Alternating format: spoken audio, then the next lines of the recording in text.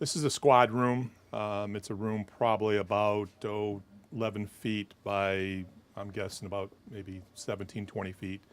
It's where we have briefings every morning. It's where we do our work. We have two computers at the stations. That's what we're kind of limited to.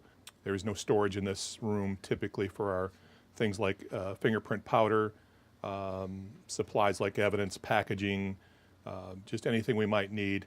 Over here to my left is a kind of like different files with which is all of our forms that we utilize and we use on our as part of our job. The squad room is located on, it would be the east side of the building, where our patrol units are on the west side of the patrol building. So if I did get an emergency call, I'd have to negotiate through the sheriff's department, which if you've been here, it's quite a maze, and it's quite inconvenient.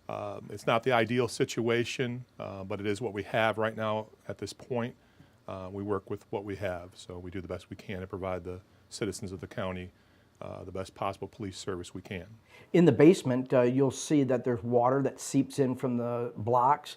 We think, or we know what's going on there after looking at some architectural designs. We had a solid cement wall that was poured, and then they constructed a cinder block wall. Well, there's a gap of 6 to 8 inches between the two, so water comes down between the two and it sits there, and it doesn't have anywhere to go except in, so it makes its way into the cinder blocks. The cinder blocks fill up with water, and then that trickles out into the room all spring, and we have to suck the water out, dispose of the ruined equipment. It also flows in from the tunnels under the jail out into the carpet, and that has to be sucked out of the carpet.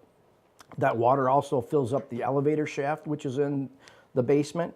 We had an occasion where it doesn't work, and if we have somebody that's handicapped and needs to go up to the day room or up to see the nurse, it's inoperable. There was another occasion where we had a deputy that entered the elevator and had her hands full of things that she needed to bring upstairs, and she used her chin to push the button, and when she did, she got zapped so bad it broke her tooth off. We're in the basement of the Shiawassee County Jail. This is the area that this is the only area that we can have large group meetings with the department. In the past, this area has flooded a lot, and we have an area behind us that is always wet. It's very damp, and there are the battery backups for all the electronics in the building, which creates a very loud, distracting hum.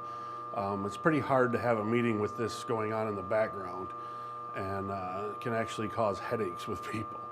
We're in the hallway here of the sheriff's office that leads to the detective bureau and the squad room. It's also the hallway that they use to bring the inmate supplies and food to the storage room. So with these carts in the way, because there's no place else to put them, it sometimes can make it difficult. Okay, you're looking at a door that is actually an exit from this hallway into the lobby of the sheriff's office. And as you can see, we've had to place the copy machine and the supplies in this area because every inch of this building is occupied.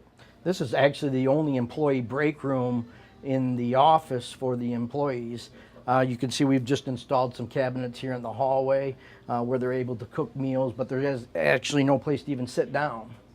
You're standing in the men's locker room, and with the number of deputies that we have in corrections in on the road, there isn't enough lockers for everyone, so the remainder of the people that aren't assigned a locker here must dress in the basement.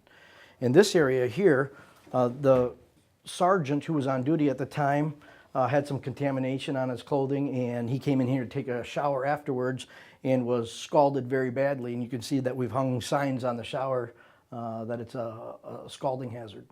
This area here is another area of concern.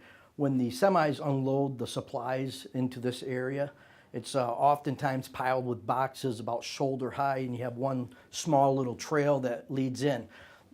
In this area, they pile boxes up unknowingly that this is the exit from the basement, so if there should be some type of fire, they're not going to be able to get out with all the boxes piled here at that time. We just don't have enough room in the loading dock area.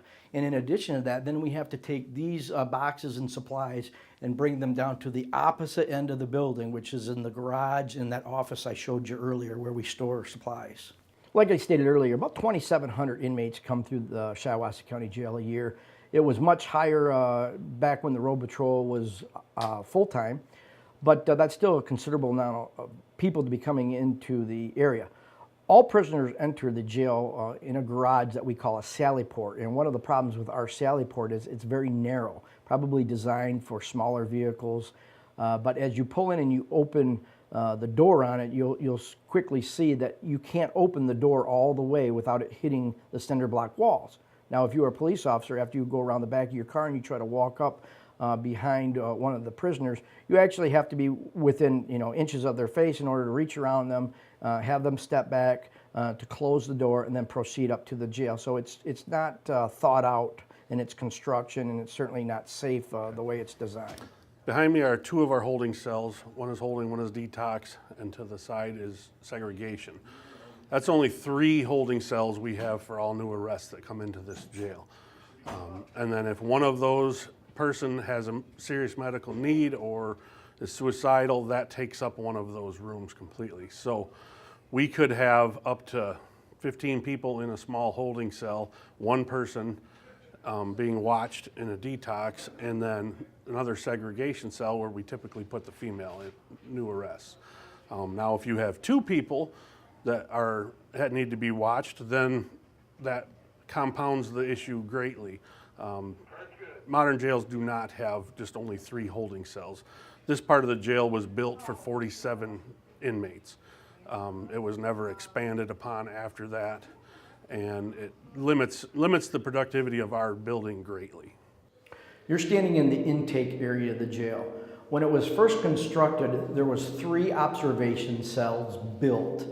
This is the busiest part of the jail. This is where all the prisoners are received, classified, and then placed in the back in the actual holding cells. But we are challenged with the limit of observation rooms. We have to keep an eye on, a physical eye on people who are a danger to themselves. They may be suicidal. There are some with very extreme medical conditions. We have people with mental illness. And when we had a population of 47 people, it was probably enough to have only 3 cells. But now with a population of 132, it's an absolute challenge to meet the needs that we need to meet.